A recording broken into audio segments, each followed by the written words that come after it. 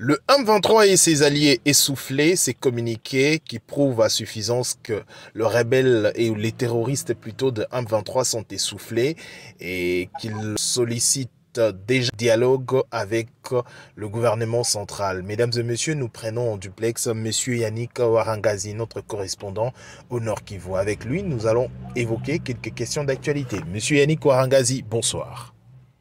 Bonsoir à vous, Raphaël. Bonsoir à tous les auditeurs et téléspectateurs qui nous suivent à ces pareils moments.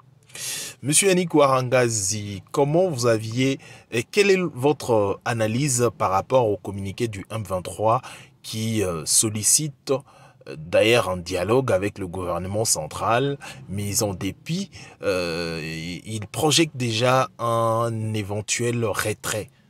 Merci beaucoup, Raphaël. D'entrée de jeu, j'aimerais d'abord peut-être revenir sur le communiqué de ces rebelles du M23.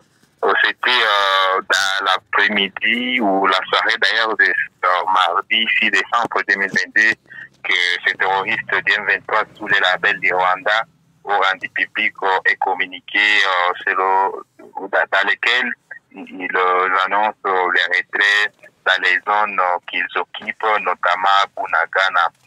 Et ces rebelles du M23 ont demandé, comme vous l'avez dit, bien sûr, un dialogue avec les gouvernements congolais.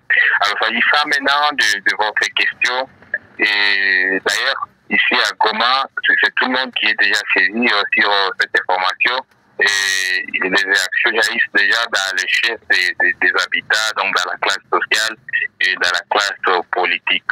Et nous pensons que c'est pas pour rien que ces rebelles au M23 ont décidé de quitter les zones qu'ils occupent depuis belle lurette. Et si ces rebelles aujourd'hui ont décidé de se retirer, c'est puisqu'ils ont compris que la République démocratique du Congo ne blague plus désormais. Vous le savez, après le dialogue, donc après la rencontre du chef de l'État congolais, angolais et rwandais de l'autre côté en Angola, ce chef de l'État avait demandé ces rebelles du M23 de se retirer des zones qu'ils occupent, mais ces rebelles n'ont pas voulu quitter ces zones. Et il y a eu un dialogue aussi de l'autre côté à Nairobi pour la cause. Et d'ailleurs, ces rebelles du M23 sous les labels du Rwanda n'ont pas pris part à ce dialogue.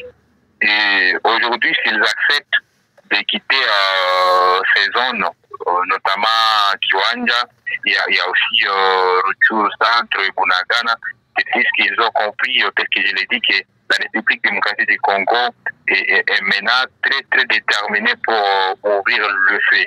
La République démocratique du Congo est très déterminée pour lasser les hostilités et les opérations de grande envergure pour mettre à déroute ces ennemis de la paix.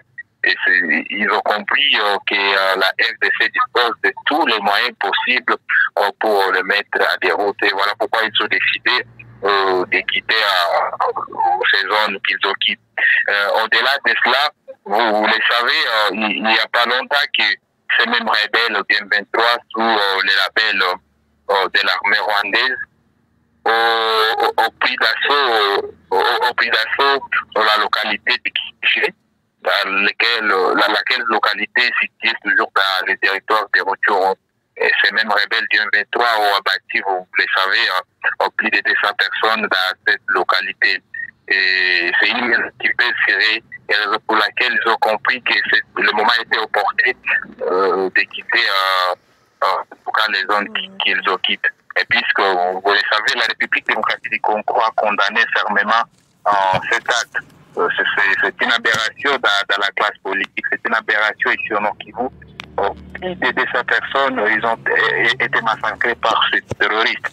Et voilà pourquoi ces rebelles ont compris que les choses vont du mal à pire pour eux et ils ont compris que c'est le moment pour eux de quitter ces localités qu'ils occupent. Mais quand même, ici à Goma, la population est satisfaite de ce communiqué et la population refuse catégoriquement tout dialogue avec ces ennemis de la paix. La population veut que le gouvernement mette du fait sur ces rebelles elle ne veut pas que vraiment qu'il y ait un dialogue entre le gouvernement et ces rebelles. Et voilà un peu la nouvelle qui concerne les terroristes du M23 cet après-midi. Et donc, tenez, c'est puisqu'ils ont compris que la RDC ne blague plus, qu'ils ont décidé aujourd'hui là de quitter la brousse. Et peut-être une chose à ajouter là-dessus, ces mêmes rebelles du M23 sont toujours attaqués de part et d'autre par les forces armées de la République démocratique du Congo dans d'autres localités. Et quelque part aussi, ils ont toujours été attaqués par certains groupes d'autodéfense. Et donc, le moment était vraiment opportun pour eux de quitter la brousse, puisque, je vous assure, ils ont perdu au cœur de l'air dans ces combats. Ils ont perdu plusieurs de leurs cadres. Et d'ailleurs, ils ont commencé à recruter les jeunes dans les territoires de Rutshuru par force. Ils ont entamé des recrutements forcés pour renforcer les rangs. Et depuis de tout ça, ça n'a pas tenu, Donc, c'est la raison pour laquelle aujourd'hui, ils ont décidé de quitter cette zone conquise. Est-ce que le mouvement de retrait est déjà observé? Est-ce qu'ils ont déjà quitté Bunagana? Pour le moment là, ils n'ont pas encore quitté Bunagana ni Rutshuru. Ils venaient à peine de communiquer, donc nous attendons. Et d'ailleurs, nous espérons qu'ils attendent aussi la réponse farouche du gouvernement congolais pour qu'ils quittent les zones qu'ils occupent. Et vous le savez, le gouvernement congolais a mis aussi une pression sur le Rwanda qui se met toujours derrière l'ennemi. Et le gouvernement congolais a mis une pression sur l'ennemi et on ne sait pas encore ce qui serait derrière tout ça. On ne sait pas pourquoi le Rwanda a toujours financé le rebelle du M23. Et aujourd'hui, la RDC n'est pas aussi un moindre pays.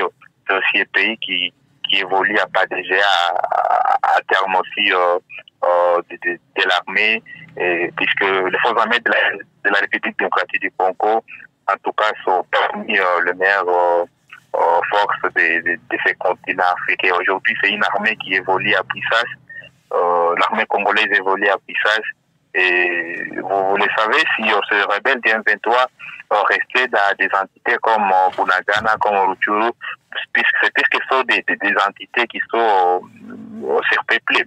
Par exemple, la cité de Bunagana, elle est située à frontière avec l'Ouganda voisin. Il y a une frontière à Bunagana qui sépare la RDC et ces pays.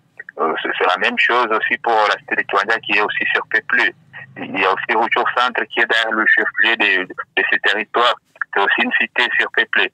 Et donc, si les forces armées de la RDC avaient laissé la place à l'ennemi, c'est pas à dire qu'ils étaient faibles. Ils n'étaient pas faibles. C'est parce qu'ils avaient tout simplement compris qu'il fallait la situation de ces dangers-là. Puisque, à nouveau, l'effet sur l'ennemi,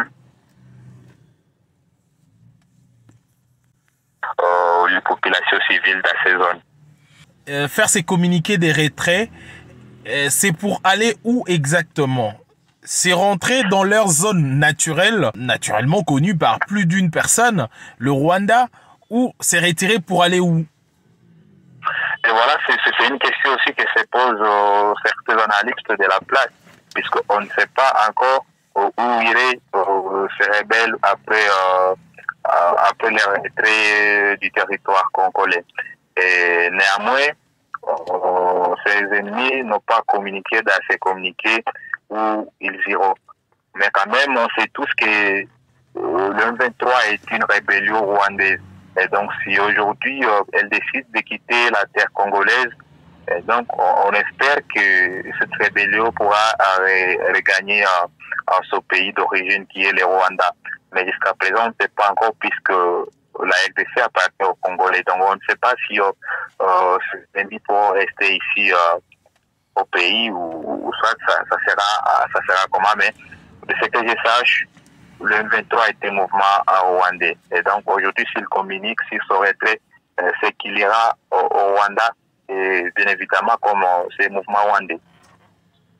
D'accord. Merci, monsieur Yannick Warangazi. Je rappelle que vous êtes notre correspondant au Nord Kivu, précisément à Goma. Merci pour votre disponibilité. Merci aussi à vous de nous associer dans ce débat ce soir. Merci à tous les auditeurs qui nous suivent de partout dans le monde. Merci, mesdames et messieurs, d'avoir suivi ces spéciales duplex avec monsieur Yannick Warangazi, notre correspondant d'Info 243. Au revoir.